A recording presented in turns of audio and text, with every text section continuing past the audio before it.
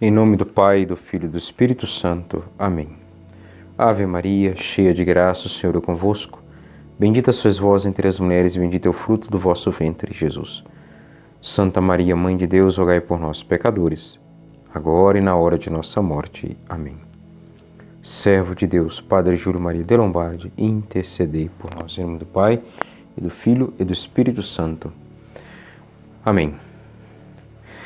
Meus caros irmãos e irmãs, admiradores e também devotos, leitores do nosso servo de Deus, o Padre Júlio Maria de Lombardi, neste vídeo, como eu já havia mencionado no último, nós iremos falar um pouco das missões do Padre Júlio Maria, agora na França, né? E existem alguns lugares que o Dom Antônio, né, destacou aqui, porque o próprio Padre Júlio Maria fez questão, né, de dar uma ênfase maior. Ele deixou escrito isso em um de seus escritos, que tinha pouco mais de 100 páginas, né? Grandes épocas de minha vida. Eu não tenho essa obra, né? Nunca tive acesso, mas nós temos alguns fragmentos aqui na biografia escrita por Dom Antônio. Nós estamos, portanto, no capítulo 14, né? O Missionário. É uma das, sem dúvida, né? Uma das maiores marcas, uma das maiores características da vida e da vocação do Padre Júlio, né? Ser missionário, né? Foi o grande missionário na Europa, principalmente na França, e na Amazônia e em Minas Gerais, né? Aqui na diocese de Caratinga, Manhumirim. Bom, existe aqui, como eu disse, alguns lugares que tem um maior destaque, onde o Padre Júlio Maria realizou suas missões, como, por exemplo, em Sortec, são regiões francesas, né? Alto Loire, também, aqui uma região lá da França. Depois tem mais duas cidades citadas aqui por Dom Antônio, Vezela, né? Vazela, perdão, e Blazac. Perdoe-me a pronúncia, mas enfim, vamos tentando, né? Falávamos da devoção, né? Do amor do Padre Júlio Maria, que não parou de crescer, né? Em Wacken, na Bélgica, na casa, né? Onde ali ele era superior, fundador da escola apostólica, e vimos isso no vídeo passado, né? Um apaixonado de Maria. A associação que ele fundou também lá dentro da escola, a Maçonaria de Maria, e todo esse amor à Nossa Senhora, né?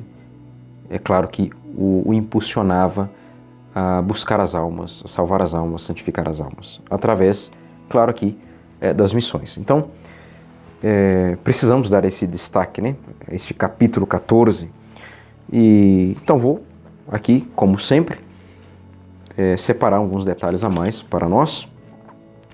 E, claro, vocês sempre podem ter acesso à biografia, né? Ler com mais calma, meditar, ver tantos e tantos detalhes. Aqui, além da leitura, eu também vou complementando com outras obras e fazendo um outro comentário das minhas reflexões e minha devoção para com o Padre Júlio Maria.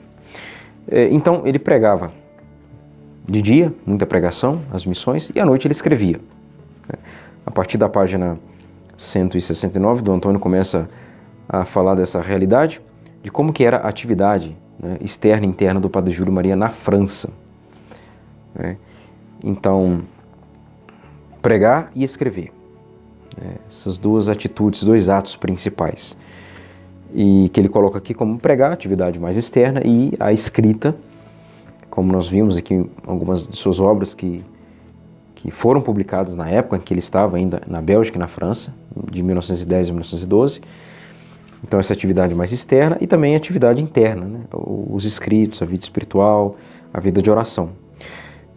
Então, foram aí aproximadamente 3 anos de intensa atividade missionária e intelectual, né, escrita.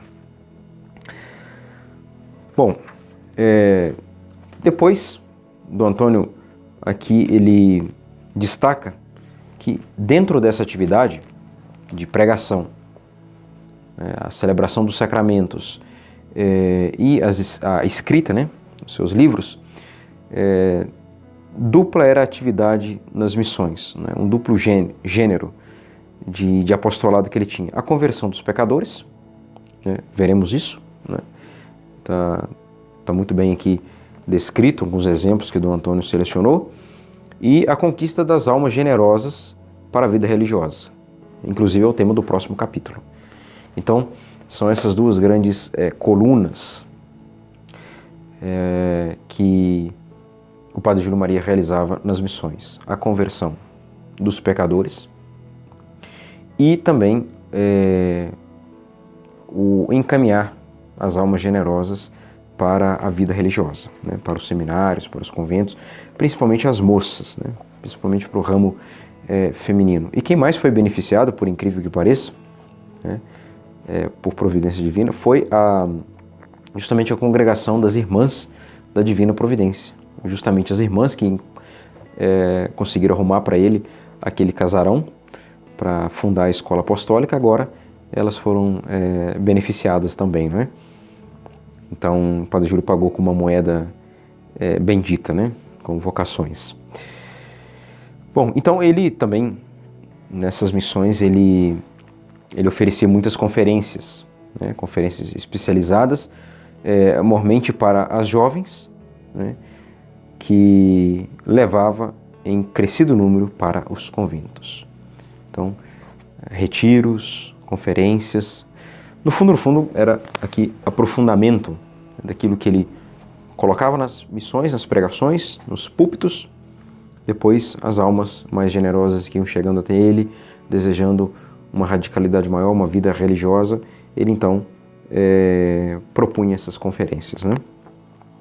Até mesmo para o acompanhamento, a direção espiritual e o discernimento da vocação. Então, ele geralmente ficava 15 dias em uma determinada localidade ou comunidade, ou paróquia, mas o tempo, né, de missão em cada lugar gerava em torno de 15 dias.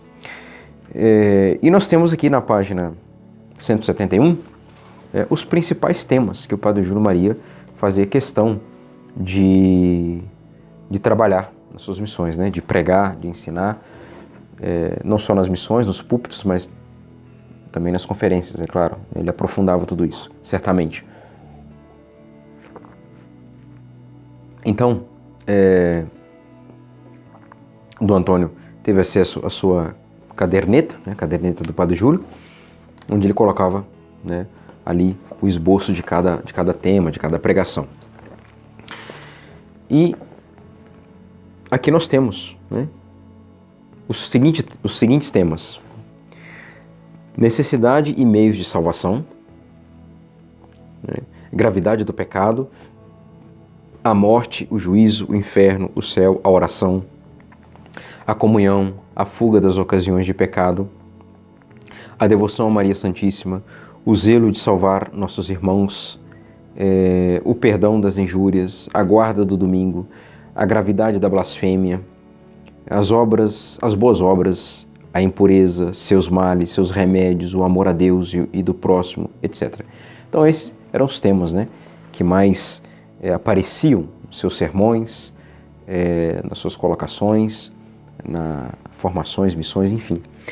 Ele mesmo, né, diz aqui do Antônio que ele mesmo não reputava orgulho dizer que suas missões em Alto-Loire, né, foram coroadas do sucesso mais vantajoso. Então, qual é o sucesso dessas missões do Padre Júlio? Primeiro, a sua união com Deus, a sua vida de santidade. Depois, claro, esses temas que são mais fortes, chocam mais, e também eram muito bem preparados, né? Ele tinha toda a sua, né, eloquência mas ele mesmo disse que não se utilizava de palavras rebuscadas, mas procurava falar, transmitir aquilo que Deus, né, falava com ele em oração. E o Padre Júlio disse assim: preguei em grande parte da França. Nosso Senhor abençoou sobremaneira a minha palavra. Eram numerosas as conversões, tão numerosas que eu mesmo tinha medo de que fossem uma ilusão. Apesar de não preparados com esmero literário, eram os meus sermões de enorme efeito oratório. Acorria gente em número considerável e com a minha palavra fazia das multidões o que desejava. Muitas vezes as fiz chorar. E outras, não raro, gritar pedindo misericórdia a Deus pelos seus pecados. Nosso Senhor dotou-me de natural eloquência para fazer o bem. Por isso, jamais quis atribuir senão a Ele tudo o que realizei. Por onde passei, não deixei cidade que não reconduzisse ao fervor das práticas religiosas, e sem que a maior parte dos homens não acorresse à mesa sagrada. A maior parte dos homens. Interessante esse detalhe, porque quando ele começou a realizar as missões, ele conta aqui que uma determinada aldeia, né, Alto-Loire, ali principalmente, só tinha mulheres na igreja. Então teve um dia que ele disse assim: olha, não, hoje não haverá sermão, pregação, informação nenhuma para vocês. Vocês vão embora e tratem de enviar os seus maridos, os homens aqui para essa igreja. Eu só vou pregar para os homens. E aí começou alguns homens irem até a igreja. Depois isso foi aumentando, até que o Padre Júlio pôde, né, fazer pregações próprias, formações próprias para os homens, depois para as mulheres, enfim, né, muito interessante isso. E existe aqui, queria comentar com vocês, um pouco desse roteiro, né, o que o Padre Júlio Maria colocava ali, para depois de suas missões, depois dos 15 dias, o que ele deixava para essas aldeias, comunidades, né, paróquias. E aqui tem, né, derradeiros conselhos dos missionários, aqui da Sagrada Família, aos caros fiéis de Sortec, né? Sortec, os fiéis de Sortec. Então, eram folhetos que eles deixavam, que o Padre Júlio também deixava ali, para que pudessem depois, daquele período de missão, aquelas 2 semanas, eles pudessem continuar sua vida, sua prática de devoção, de vida de oração, o que eles deveriam agora seguir, fazer e rezar. Então, terminado cada missão, ele providenciava, né, esses conselhos. Então aqui ele diz, né, parece-lhes neste intuito que nada de melhor podem fazer que repetir-vos uma última vez a palavra de Santo Afonso: o verdadeiro servidor de Maria não se pode condenar. Então, para não ser condenado, essa devoção a Nossa Senhora, que era estimulada, era implantada nas missões, isso deveria perpetuar na vida dos fiéis, obviamente. Então, e ele diz: Maria escolheu vossa paróquia como um lugar de peregrinação e como um centro de onde ela quer reinar sobre seus filhos. Começai por fazê-la reinar sobre vós, em vosso proceder, em vossa vida. E aí ele colocava os derradeiros conselhos, né? Por amor de Maria, portanto, caros fiéis, fazei vossa oração de manhã e à noite, santificai o domingo, frequentai os sacramentos ao menos todos os meses, não blasfemeis nunca. E a estes grandes deveres da vida cristã, né, ele pedia para juntar, né, para acrescentar algumas práticas de devoção à Santíssima Virgem Maria. Então ele coloca, né, 3 Ave-Marias, né, pela manhã, à noite, com uma determinada invocação. Ele diz: trazei convosco o escapulário e a medalha, obviamente a medalha, ele não fala, mas é a medalha milagrosa, de Nossa Senhora das Graças. Fazei todos os domingos uma visita à Virgem Imaculada, à Virgem Milagrosa. Recitai todos os dias ao menos uma parte do terço.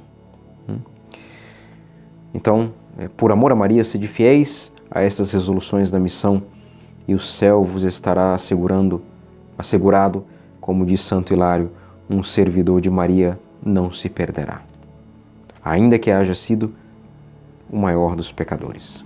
Então esse é o folhetinho que os missionários da Sagrada Família preparavam, e o Padre Júlio também, óbvio, e deixava lá nas paróquias, né?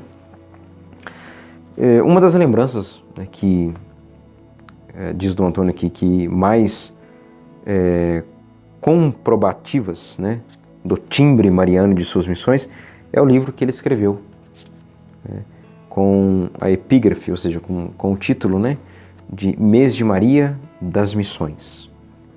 Eu também nunca tive acesso a esse livro, mas, enfim.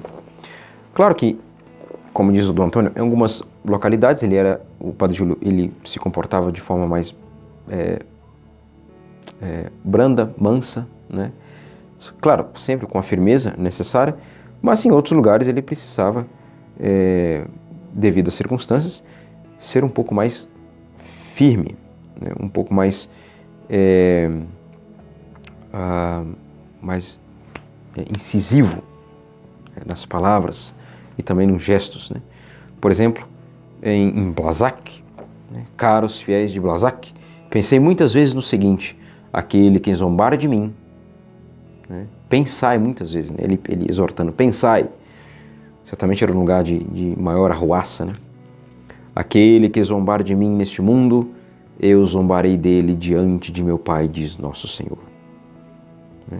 Então Dom Antônio diz que um determinado sacerdote atestou para ele, para o Dom Antônio, que o Padre Júlio era um missionário assim, dos relâmpagos e trovões, né? Devido à sua coragem, ousadia, né? A sua parresia, né? Pregar sem destemor. Então pregava com veemência nunca vista, né?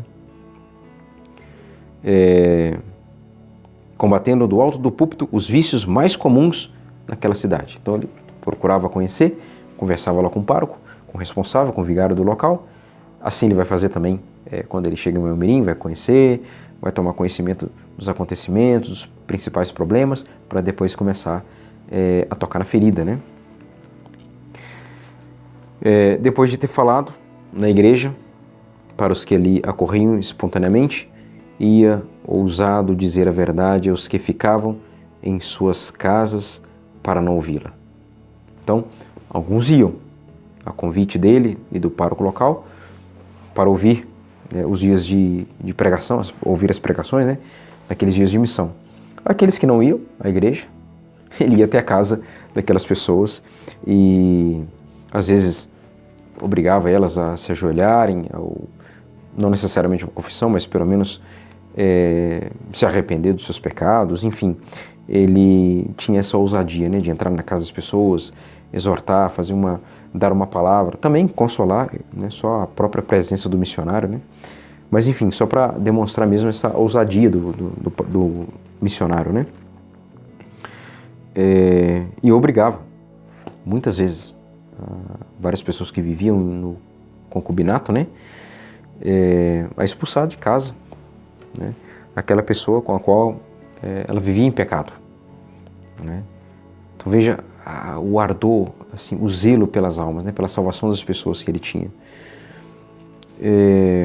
Então, em alguns lugares, penetrou cheio, quase de intempestivo zelo, nas casas de devassidão, lançando em rosto das meretrizes a culpabilidade de que tinham da perversão dos moços e desunião das famílias, né? E em muitas dessas situações, claro, Deus conseguia bons frutos, né?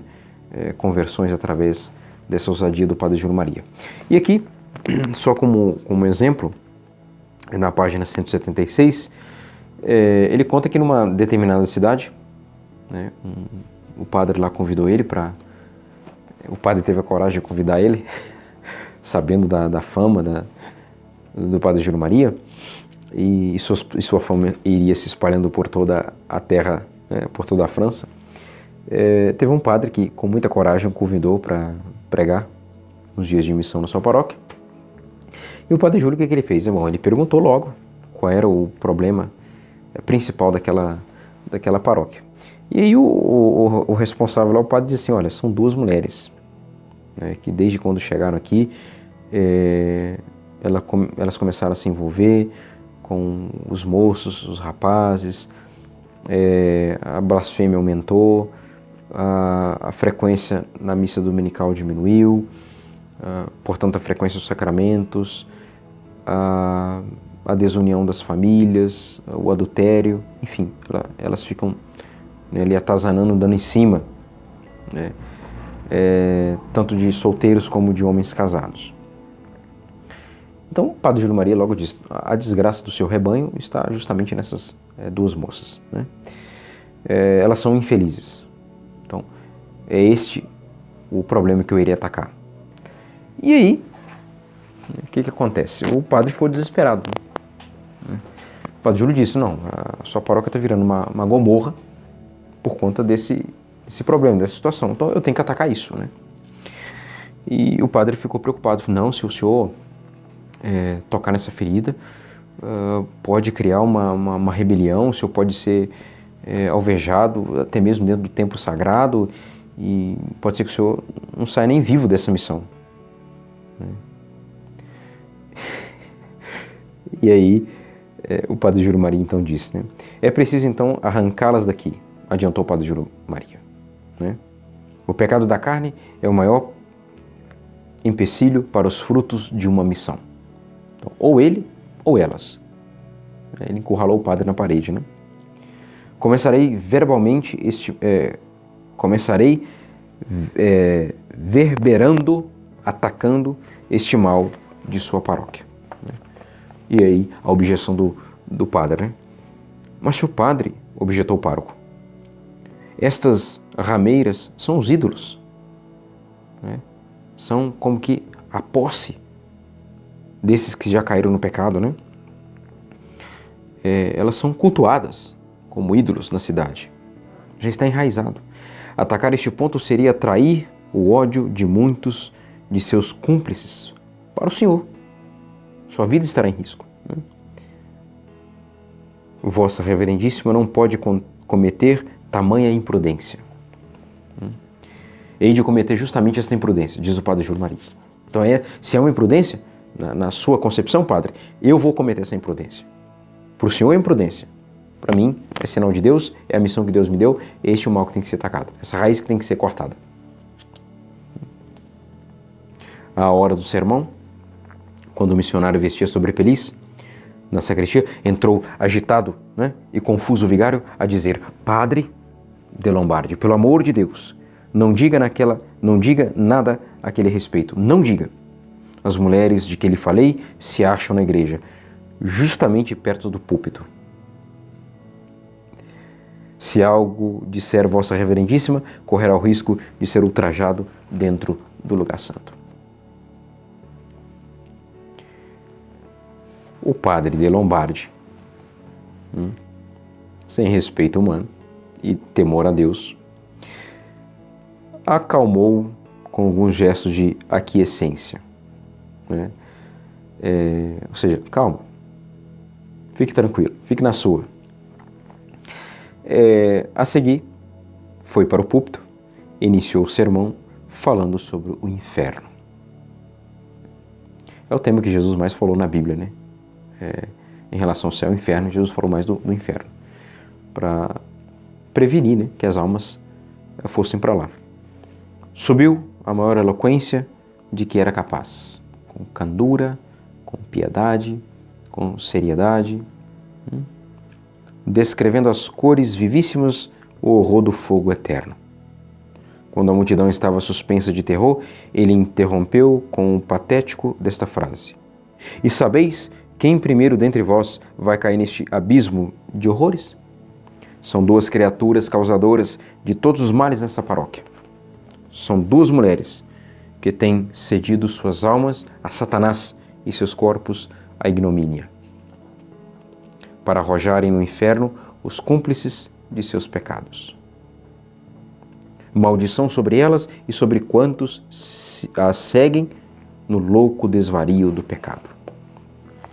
A multidão pousou o olhar, toda assustada, sobre as duas. Todo mundo sabia da má fama delas.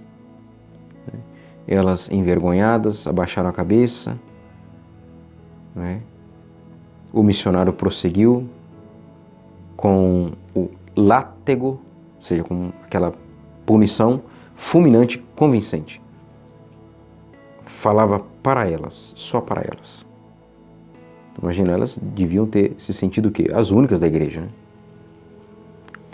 E a multidão colhia das migalhas que caíram da mesa farta, servida às pródigas e miseráveis filhas de Eva. Respingava na multidão, que tinha ali seus cúmplices, né? Após o sermão, elas ficaram na igreja, não tinham, talvez ali, um ânimo de enfrentar a arruaça lá fora da igreja, né? As vaias, seja o que for, os apupos, diz o Dom Antônio, dos poucos bons e os sorrisos de seus cúmplices de pecado.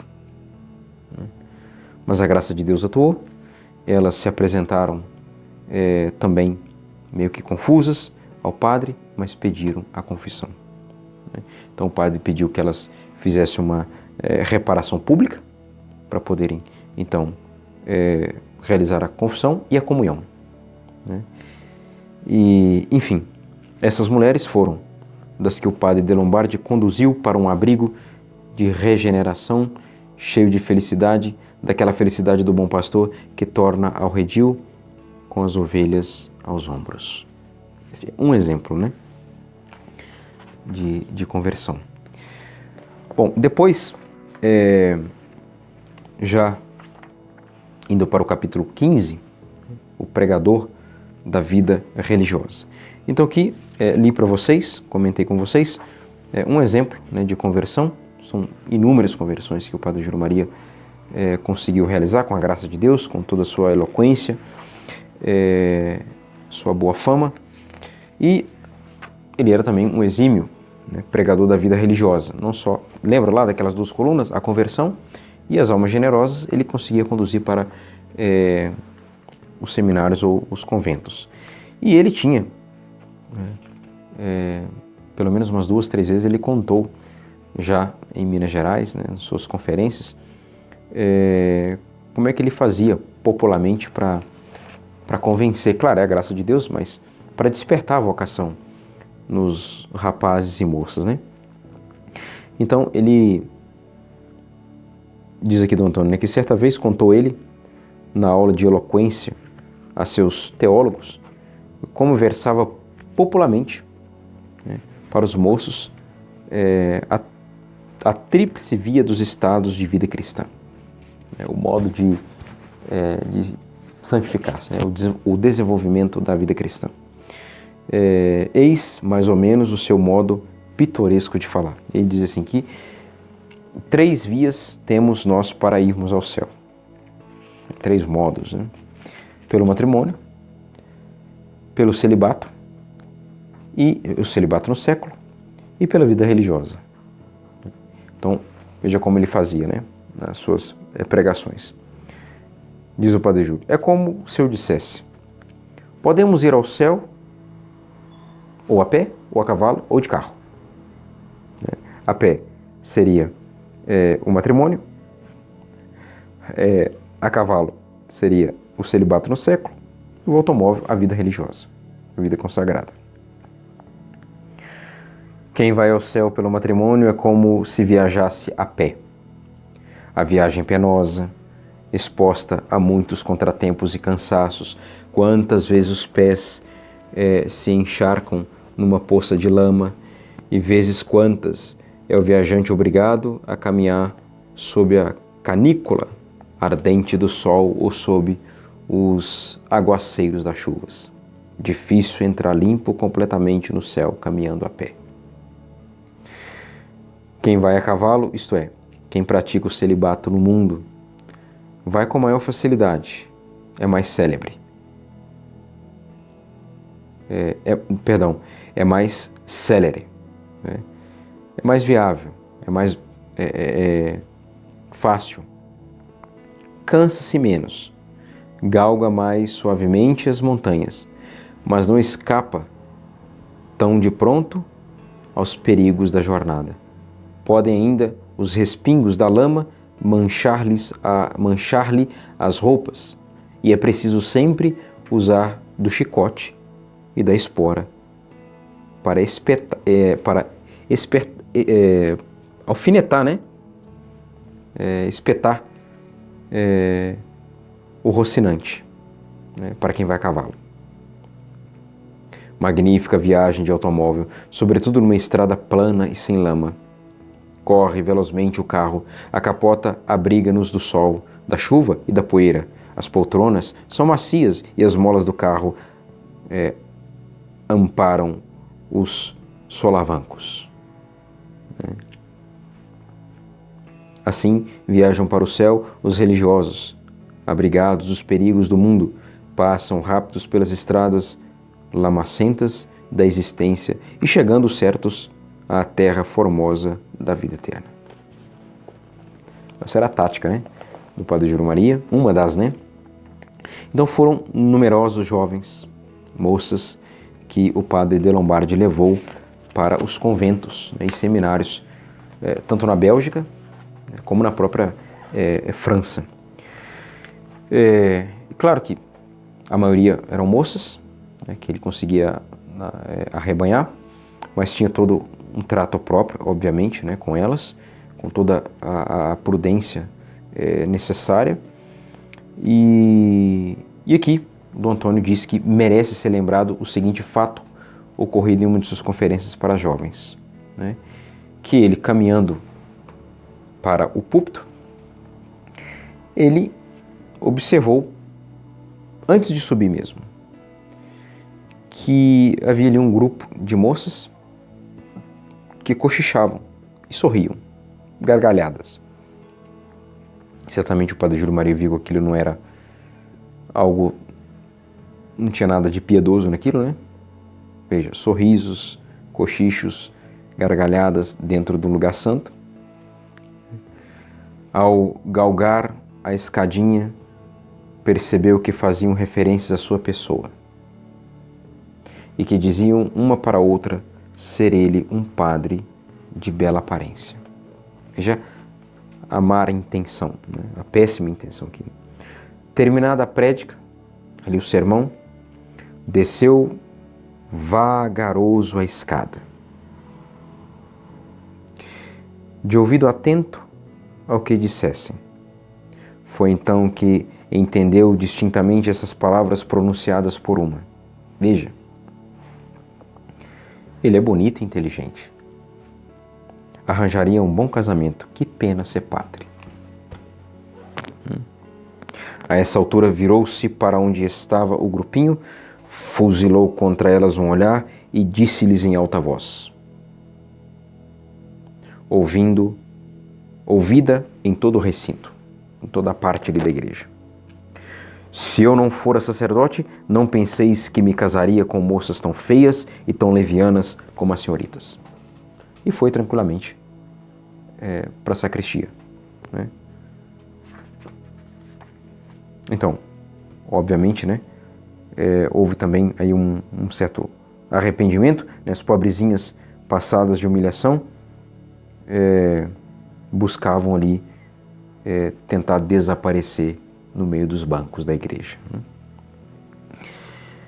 Então, nos dias imediatos, nenhuma senhora ou moça quis estar ao pé do púlpito daquele terrível missionário. Ninguém ousava a ficar ali próximo.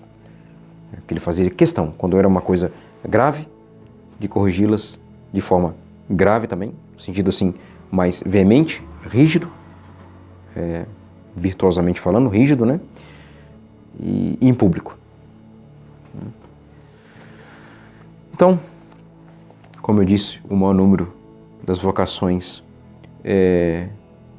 foram recrutadas aí entre as moças, particularmente para as Irmãs da Divina Providência, né? Então veja como que o apostolado, né, a missão do Padre Júlio Maria foi extremamente fecundo, né? Encontrou ele, com certeza, fortes oposições das famílias, em que havia jovens desejosas de uma perfeição maior, né? Então a história de uma vocação religiosa encerra, não raro, dramas palpitantes que culminam em cenas de real heroísmo. Ou seja, muitas famílias escondiam seus filhos, quando ouviu falar que o missionário de Lombardi iria passar naquela paróquia, naquela região, porque já sabiam dessa fama, né, de arrebanhar vocações jovens, moças e rapazes para seminários e conventos, né? E ele teve muitas dificuldades, né, ali com familiares, né, as mães, os pais de muitas moças e muitos rapazes, né? E aqui tem um testemunho bastante, assim, comovente, que envolve um milagre, né? A partir da página 185, o Dom Antônio disse que o padre de Lombardi teve que ouvir imprecações e choros de mães, não resignadas com a separação dos seus filhos, né? Então foi, às vezes, injuriado por pessoas cuja compreensão é nula e cujos preconceitos contra os conventos são invencíveis. Imagina a própria França, né? A França da Revolução Francesa, né? A França de Napoleão, tanta perseguição, calúnia contra a igreja. Então muitas mães com ideias erradas, equivocadas sobre conventos, seminários, sobre a igreja, eram ali obstáculos, né, para o Padre Júlio Maria. E existe um caso extraordinário, né, que o Padre Júlio contava. Aqui diz Dom Antônio que poucos anos antes de morrer, o Padre Júlio, né, chegou a contar algumas vezes esse seguinte caso que eu irei partilhar com vocês. Então, diz que em uma certa cidade da França, né, após ter feito lá sua pregação, sua missão, uma jovem veio até ele com todo o desejo de se entregar a Deus, nessa vida religiosa, nessa radicalidade cristã. Perdão. Com um desejo sincero, né, de se consagrar a Deus na vida religiosa. E conversando com o Padre Júlio Maria, o Padre Júlio, tudo bem, ótimo. Só que essa moça disse, olha, mas eu tenho um obstáculo, né? Algo trava a minha vocação. Um empecilho, né? Infelizmente. E o padre, bom, minha filha, do que se trata? Bom, minha mãe, ela é paralítica. E o Padre Júlio disse para ela, então você precisa cuidar da sua mãe, você não pode entrar na vida religiosa. Ele disse, mas padre, nossa família tem uma condição financeira que é possível pagar uma pessoa de confiança para estar com ela. E o Padre Júlio disse, não, então vamos lá, então eu vou conversar com sua mãe. E aí entra a conversa, né? E que na página 186, a conversa é a seguinte: mas minha filha, pelo fato de estar sua mãe paralítica, torna-se impossível a sua ida para o convento. Adiantou o padre. Quem então cuidaria dela? Veja que empecilho, né? Que dificuldade, que problema. Minha mãe é rica, senhor padre. Ela poderá ter sempre em casa uma empregada de confiança. E temo-la com efeito. Meu socorro não é absolutamente necessário à mamãe. Me ajuda? Somente ela não se resigna a uma separação tão cruel. Então está aí. O grande empecilho agora não é mais a paralisia da mãe, mas é a vontade da mãe que está apegada à sua filha. Iremos até lá, diz o Padre Júlio. Pedirei à sua mãe e ela há de permitir-lhe que se consagre a Deus. E a certeza que ele já tinha no coração, né? Então, poucas horas depois, o Padre Júlio já se encontrava na casa daquela família, expôs para a mãe toda a situação, o que aconteceu, o desejo de sua filha, e a mãe inconformada com aquela situação. Inconformada. Né? Jamais poderia realizar aquele ato, né, de desapego. E aí na página 186, né, mais um pouco do relato. Senhor padre, é minha filha única. Restam-me poucos dias de vida e eu sou paralítica. Se ao menos fora eu sã, não negaria ao Nosso Senhor o sacrifício de minha filha, mesmo se ela fosse sã, não tivesse o problema da paralisia. Mas então, minha senhora, objetou o missionário, que mérito teria um sacrifício pela metade? Deus, Nosso Senhor, pede-lhe tudo, quer com o holocausto de sua vida a oferta de sua filha. Ele não pede demais. Não é Ele, porventura, o Senhor da vida e da morte? Tenha coragem, minha filha. Sacrifique generosamente para o serviço de Deus o único tesouro que possui. Nosso Senhor não vai deixar que lhe falte coisa alguma. Quem sabe, Ele pede agora tudo, o sacrifício da enfermidade e o sacrifício de sua filha, para depois dar-lhe tudo. Sua filha um dia no céu e a saúde ainda aqui neste mundo? Parece que ele já sabia, né? Deus é poderoso e não falta àqueles que nele confiam. A confiança, o abandono. Então, o coração emocionado daquela mãe, verdadeiramente cristã, não se conteve. Aquelas palavras sábias, aquelas palavras inspiradas pelo Espírito Santo do Padre Júlio. Então, ela, em prantos, em lágrimas, aperta a mão do missionário e diz para ele: Padre, só Deus sabe o quanto me custa, mas eu faço o sacrifício de minha filha. Minutos depois, o que acontece? Sem que se explique o fato, a não ser por um milagre, uma intervenção sobrenatural divina, aquela senhora, aquela mãe, se pôs de pé. Se pôs de pé, cheia de júbilo, perfeitamente curada. Então o padre de Lombardi reconheceu nesse fato, que como diz Dom Antônio, que ele contou 2 ou 3 vezes em Moimirim, um milagre de primeira grandeza, comprovando a estima de Nosso Senhor à vida religiosa. Uma certa preferência, né? Vamos dizer assim. Bom, então está aí um pouco dos frutos de alguns acontecimentos, da ousadia, da coragem do Padre Júlio Maria nas missões. Aqui destacamos algumas aldeias, cidades, paróquias e, enfim, então está aí um pouco da devoção mariana que ele cultivou em Wacken, depois espalhou essa devoção na França, como ele mesmo disse, que queria conquistar toda a França através da Virgem Maria, e foi conquistando, né? Através desses milagres, das conversões, das vocações. E no próximo vídeo nós iremos começar a tratar da carta que ele recebeu do seu superior, né? Chegando em casa justamente depois de uma missão, a ordem para ele se preparar o quanto antes e poder vir para o Brasil.